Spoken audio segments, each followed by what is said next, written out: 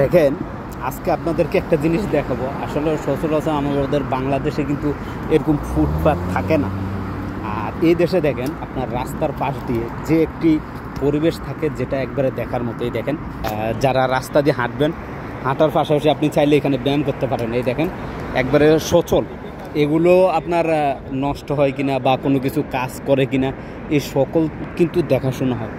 Saudi আরবের এই জিনিসটা আমার কাছে সবচাইতে বেশি ভালো লাগে, যে আপনি যে কোনো একটি শহরে হোক বা গ্রামে হোক, রাস্তার পাশেই দুই সাইডে কিন্তু এরকম খুবই সৌন্দর্য স্থাপন করা হয়, যেগুলোর মধ্যে আপনি চাইলে আপনার নিজের মন মতো যখন আপনি যেইটা ব্যায়াম করতে চান, নির্দিষ্ট একটি টাইম সিলেক্ট করে প্রতিদিন আপনি আপনার বুঝ মতো আপনি যেভাবে ব্যায়াম করতে চান এইখানে।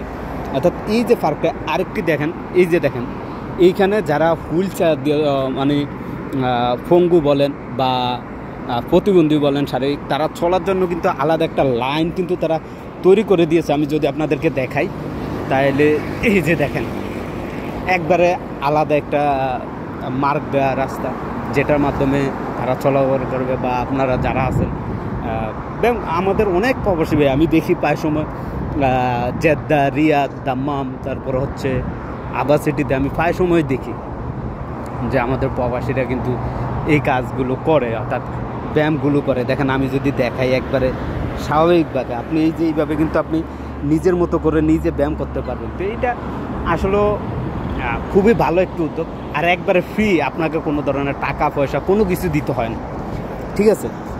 আপনি আমাদের বাংলাদেশে দেখেন, বাংলাদেশে এরকম করে ফুটপাত সুন্দর করে রাস্তার সাইড দিয়ে সাজিয়ে দিবে, যেটা কল্পনাতেও থাকবে, ঠিক আছে। তো আসলে এই জিনিসগুলো করার মতো সরকারের ওই মানসিকতা থাকতে হয়। দ্বিতীয়ত হচ্ছে আমরা যারা নাগরিক আছি, বাংলাদেশের জনগণ বলেন, তাদেরও কিছু ব্যাপার স্যাপার থেকে আমরা সরকার যদি কোনো একটি জায়গা ফাঁকা রাখে বা ওই ফাঁকা জায়গাটা থেকে যদি সরকার কোনো কিছু করে, সেক্ষেত্রে দেখা যাচ্ছে আমাদের বাংলাদেশের মানুষ যেটা করে একটা ফুটপাতে একটা দোকান দেওয়া বয় বা আপনার কি বলে ওই টং দোকান ওঠায়, চা বিক্রি করে, সিগারেট বিক্রি করে, তারপরে এই ফুটপাত দখল করেই কিন্তু বিল্ডিং তৈরি হয়।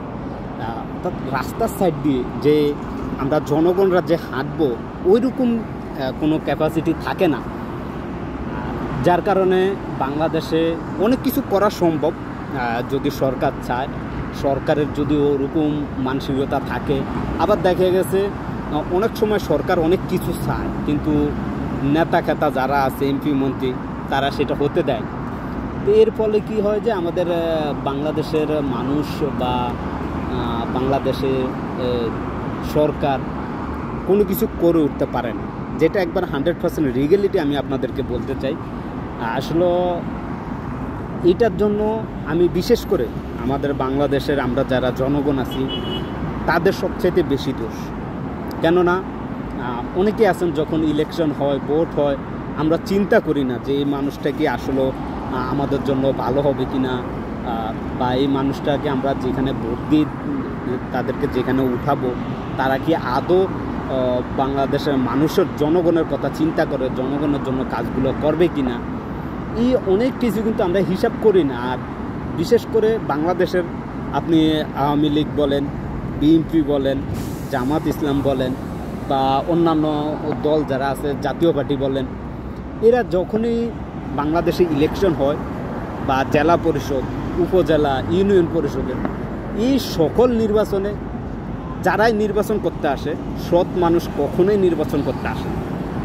সৎ মানুষ নির্বাচন করতে আসে না, এর মূল কারণ হচ্ছে গিয়ে যারাই আসে তারা প্রচুর পরিমাণে টাকা খরচ করে নেতাদের মাধ্যমে। যে একজন এমপি দাঁড়াতে গেলে তার এলাকার, তার ওই জেলার বা ডিস্ট্রিক্টের জন্য যত থানা আছে, ইউনিয়ন পর্যায়ে আছে, বেশ কিছু মাথা তারা সিলেক্ট করে নেয়, তাদের কাছ থেকে বস্তা ভরে টাকা পাঠিয়ে দেয়, এবং এই টাকার অর্ধেক তারা খায়, অর্ধেক যারা জনগণ আছে তাদেরকে দিয়ে ভোট কিনে নেয়। আর বিগত আমরা যে আসরগুলো দিয়েছি বা যে আসরগুলোতে নির্বাচন হয়েছিল, সে আসরে কিন্তু আমরা দেখতেছি যে টাকার কাছে অনেকে বিক্রি হয়ে গেছে। যাই হোক, তো শুভকামনা রইল। আমরা বাংলাদেশও হয়তো বা আমরা দেখব না, আগামী প্রজন্ম যারা আসবে হয়তো বা তারা দেখবে বাংলাদেশের রাস্তাঘাটও এরকম জনগণের জন্য উন্মুক্ত পরিবেশ, যেখানে তারা চলাফেরা করতে পারবে, ব্যায়াম করতে পারবে। আশা করি বুঝতে পারছেন। তো এই ছিল আজকের ছোট্ট একটি ভিডিও, যেটা আমি অনেকদিন পর সাবি আসার পরে এই ভিডিওটা করছি। ভিডিওটি ভালো লাগলে শেয়ার করবেন। সবাই ভালো থাকবেন, সুস্থ থাকবেন। আল্লাহ হাফেজ।